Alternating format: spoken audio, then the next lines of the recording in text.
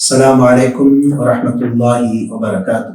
نحمده ونصلي على رسوله الكريم. أما بعد، فقد قال الله تعالى في محكم التنزيل: أعوذ بالله من الشيطان الرجيم. بسم الله الرحمن الرحيم. يا أيها الذين آمنوا إذا تداينتم بدين إلى أجل مسمى فاكتبوه. قال النبي صلى الله عليه وسلم: خير الكلام كتاب الله وخير الهدي هدي محمد صلى الله عليه وسلم. صدق الله العظيم وصدق النبي الكريم. ربي أوزعني أن نشكر نعمتك التي أنعمت علي. اللهم اغفر شيوخنا ولجميع الحاضرين برحمتك يا أرحم الراحمين. அளவற்ற அருளாளன், நிகரற்ற அன்பாளன், எல்லாம் வல்ல அல்லாஹ்வின் திருநாமம் கொண்டு என் வார்த்தைகளை துவக்கம் செய்கிறேன். அல்லாஹ் சுப்ஹானஹு தஆலா இந்த வசனத்திலே நீங்கள் கடன் கொடுத்தால் அதை எழுதி கொள்ளுங்கள் என்று அல்லாஹ் சுப்ஹானஹு தஆலா சொல்கிறார்.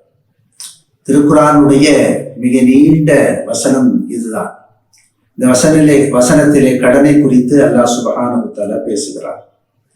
கடன் கொடுத்தால் எழுதி கொள்ள வேண்டும் என்று அல்லாஹ் கூறுகிறான்.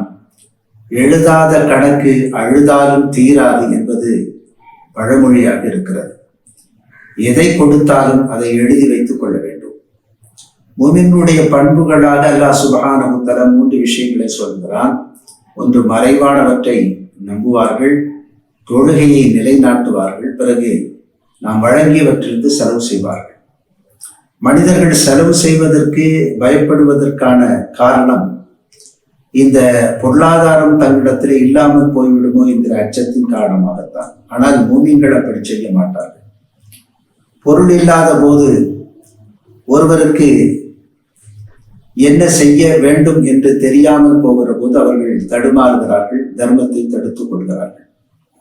பொருளாதாரம் இன்று ஒருவருடைய கையில் இருக்கும், நாளை இன்னொருவருடைய கையில் இருக்கும். பிரிட்டிஷ் மகாராணி ஸ்கூல் ஆஃப் எக்கனாமிக்ஸ் என்கிற அந்த நிறுவனத்தினுடைய தலைமை டைரக்டர் ஒரு கேள்வி கேட்டாங்க. உலக பொருளாதாரம் வீழ்ந்து போன போது இதை ஏன் நீங்கள் முன்கூட்டியே கணிக்க தவறிவிட்டீர்கள் என்று பிரிட்டிஷ் மகாராணி கேட்டதுக்கு 8 மாத ஆய்வுகளுக்கு பிறகு அவருடைய பதில், நாங்கள் கவனிக்க தவறிவிட்டோம் என்று இருந்தது. உண்மையில் மனிதர்களால் அதை கவனிக்க முடியாது, கணிக்க முடியாது. அல்லாஹ் சுப்ஹானஹு தஆலா வேறொரு வசனத்திலே சொல்கிறான், 5 காரியங்கள் அவனிடத்திலே இருக்கிறது. இன்னல்லாஹ இன்தஹு இல்முஸ் ஸாஅ வ யுனஸ்ஸிலுல் கைஸ் வ யஅலமு மா ஃபில் அர்ஹாம் வ மா தத்ரீ நஃப்ஸும் மாதா தக்ஸிபு கதா என்று தொடங்குகிற அந்த வசனத்தில் 5 விஷயங்களை அல்லாஹ் சுப்ஹானஹு தஆலா தன் கைவசம் வைத்திருப்பதாக சொல்லுகிறான். ஒன்று, மழை எப்போது வரும் என்று இறைவனுக்குத்தான் தெரியும். மறுமையை குறித்த செய்தி இறைவனுக்கு தெரியும். கர்ப்பத்தில் இருக்கிற குழந்தையை குறித்து இறைவனுக்குத்தான் தெரியும்.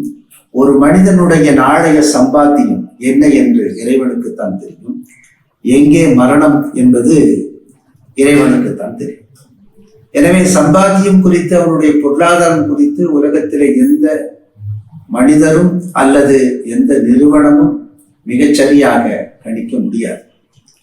நபிகள் நாயகம் ஸல்லல்லாஹு அலைஹி வஸல்லம் அவர்கள் சொன்னார்கள், அல்லாஹ் சுப்ஹானஹு தஆலா சொல்கிறான், கடன் கொடுத்தால் அதற்கு 2 சாட்சிகளை வைத்துக் கொள்ளுங்கள் சொல்கிறார். 2 சாட்சிகள், 2 ஆண்கள் இருக்க வேண்டும். அப்படி இல்லாத பட்சத்தில் ஒரு ஆண் இருக்கிறார் என்று சொன்னால் இன்னொரு ஆணுடைய இடத்துல 2 பெண்கள் சாட்சியாக இருக்க வேண்டும். கடனுக்கு சாட்சி இல்லை என்று சொன்னால் அடமானம் வைக்க வேண்டும் என்று மார்க்கம் சொல்லித் தருகிறது. அதே நேரத்திலே செருப்பில்லாதவன் அவனுடைய சாட்சி ஏற்றுக்கொள்ளக் கூடாது என்றும் ஒரு நபி மொழி நமக்கு கற்றுத் தருகிறது. செருப்பில்லாதவனுடைய கால் வழியாக பல பூச்சிகள் உடம்பில் ஏறி அது நினைவாற்றலை தடுக்க முடியும் என்று இன்றைய விஞ்ஞானம் பேசுகிறது. ஆனால் 1400 ஆண்டுகளுக்கு முன்னாலேயே நபிகள் நாயகம் ஸல்லல்லாஹு அலைஹி வஸல்லம் செருப்பில்லாதவனுடைய சாட்சிகளை ஏற்றுக்கொள்ளாது என்று சொல்லிவிட்டார்கள். 7 வகையான சாட்சிகளை மனிதர்களுக்கு எதிராக மறுமையிலே இறைவன் சமர்ப்பிப்பான் என்ற ஒரு தகவலை நாம் தஃப்சீர்களிலே பார்க்க முடிகிறது. சூரத்து ஜில்சால் என்கிற அத்தியாயத்தினுடைய விளக்கங்களில் எழுதுகிற போது நாம் செய்கிற ஒவ்வொரு காரியத்திற்கும் 7 வகையான சாட்சிகள் இருக்கிறது.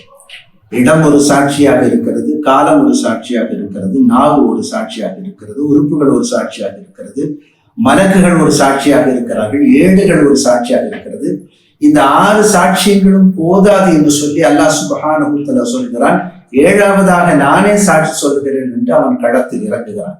நாம் செய்கிற எல்லா நன்மையும் தீமையும் இந்த 7 சாட்சியங்கள் வழியாக நிச்சயமாக வெளிப்படும் என்பதை நாம் கவனத்திலே கொள்ள வேண்டும். எழுதி வைத்தல் எவ்வளவு முக்கியமானது என்பதை சூட்டுவதற்காக ஒரு நிகழ்வை நமக்கு பெரியார்கள் சொல்லித் தருகிறார்கள். செய்தார் இப்னு அப்பாஸ் ரலியல்லாஹு அன்ஹு அறிவிக்கிற இந்த செய்தி இப்னு கசீர் என்கிற கிரந்தத்திலே மேலே சொல்லப்பட்ட வசனத்தினுடைய விளக்கமாக அமைகிறது. அதாவது யா அய்யுஹல்லதீன ஆமனூ இதா ததாயத்தும் பிதைனின் இலா அஜலின் முஸம்மன் ஃபக்துபு, நீங்கள் கடன் வழங்கினால் அதை எழுதி வைத்துக் கொள்ளுங்கள் என்று நாம் துவக்கமாக ஓதினோம் இல்லையா? அந்த வசனத்தினுடைய விளக்கத்தில் சொல்கிற போது இப்னு அப்பாஸ் இந்த செய்தியை சொல்கிறார்கள். அல்லாஹ் சுப்ஹானஹு வ தஆலா ஆதம் அலைஹிஸ்ஸலாம் அவர்களை படைத்து அவருடைய முதுகை தடவி விட்டான். அதிலே அந்த கியாம நாள் வரைக்கும் பிறக்கிற எல்லா குழந்தைகளும் அதிலே வெளிவந்தார்கள். அதிலே தாவூத் அலைஹிஸ்ஸலாம் அவர்களும் ஒருவர். அவங்க ரொம்ப அழகா இருந்தாங்க. ஆதம் அலைஹிஸ்ஸலாம் அந்த தாவூத் அலைஹிஸ்ஸலாம் பார்த்து கேட்டாங்க, இது யாருன்னு சொன்னாங்க. இதுவும் உங்களுடைய சந்ததிகள் ஒருவர் சொன்னோன்னே, எனது ஆயுளின் 40 ஆண்டுகளை நான் அவருக்கு கொடுக்கிறேன் அப்படின்னு சொல்லி அவங்க சொன்னாங்க. அதை அல்லாஹ் சுப்ஹானஹு வ தஆலா எழுதி வைத்து மலக்குகளை சாட்சியாக வச்சுட்டான். ஆதம் அலைஹிஸ்ஸலாம் அவர்களுக்கு ஆயுட்காலம் என்பது 1000 ஆண்டுகள். இப்போ 1000 ஆண்டுகளுக்கு 40 ஆண்டுகள் பாக்கி இருக்கிற நிலையில அவருடைய உயிரை கைப்பற்றுவதற்கு வானவர் வருகிற போது ஆதம் அலைஹிஸ்ஸலாம் இந்த நிகழ்வை மறந்து விட்டு சொன்னார்கள், எனக்கு 1000 ஆண்டுகள் இந்த உலகத்திலே வாழ்க்கை இருக்கிறது என்று அல்லாஹ் சொன்னான், இன்னும் 40 ஆண்டுகள் மிச்சம் இருக்கிறதே, அதற்குள்ளாக அவசரப்பட்டு வந்து விட்டீர்கள் என்று கேட்கிற போது அல்லாஹ் சுப்ஹானஹு வ தஆலா தான் ஏற்கனவே எழுதி வைத்த அந்த பட்டோலையை காட்டி அதற்கு பிறகுதான் அவருடைய உயிர் கைப்பற்றப்பட்டது என்ற நிகழ்வை இந்த வசனத்தினுடைய பின்னணியிலே ஹஜ்ரத் இப்னு அப்பாஸ் ரலியல்லாஹு அன்ஹு அவர்கள் விளக்குகிறார். எனவே எல்லாவற்றையும் எழுதி வைத்துக் கொள்ள வேண்டும், கடனை எழுதி வைத்துக் கொள்ள வேண்டும். திரும்ப திரும்ப கடன் கேட்கிறவர்களுக்கு எச்சரிக்கையாக ஒரு பலகை நம்ம ஊர் பக்கங்கள்ல எழுதி வச்சிருப்பாங்க, கடன் அன்பை முறிக்கும் சொல்லி. ஒரு பயில்வான் ஒரு டீ கடை நடத்தினாரு, அவர் இப்படி எழுதி வச்சிருந்தாராம், கடன் எலும்பை முறிக்கும் அப்படின்னு எழுதி வச்சிருந்தாரு. உண்மையில் அப்படியெல்லாம் அல்ல, கடன் உண்மையில் அன்பை வளர்க்கும். வாங்குகிறவரும் கொடுக்கிறவரும் அதனுடைய சத்தியங்களை அதனுடைய தர்மங்களை பேணி நடக்கிற போது உண்மையில் கடன் அன்பை வளர்க்கத்தான் செய்யும். பரஸ்பர உதவிதானே இது. இன்றைக்கு ஒருவர் கையில் இருக்கிற பொருளாதாரம் அவருக்கு தேவை குறைவு, ஆனால் இன்னொருவருக்கு தேவை அதிகம், ஆனால் அவருக்கு பணம் இல்லை. எனவே ஒருவர் கொடுத்து வாங்குவது, கொடுத்து உதவி செய்வது என்பது மனித சமுதாயத்தில் அன்பை வளர்க்கும். ஆனால் அப்படி கொடுக்கும் போது எழுதி வைத்துக் கொள்ள வேண்டும் என்கிற பாடத்தை இந்த வசனம் நமக்கு கற்றுத்தருகிறது. அந்த அடிப்படையிலே நாம் கடன் கொடுக்க வாங்க இருக்கிற போது அவற்றை எழுதி வைத்துக் கொள்வோம். அல்லாஹ்வின் கட்டளைகளை முழுமையாக பின்பற்றுவோம். அல்லாஹ் நமக்கு தௌஃபீக் செய்வானாக. ஆமீன். வாஹிரு தஅவானா அல்ஹம்துலில்லாஹி ரப்பில் ஆலமீன். அஸ்ஸலாமு அலைக்கும் வரஹ்மத்துல்லாஹி வபரகாத்துஹு.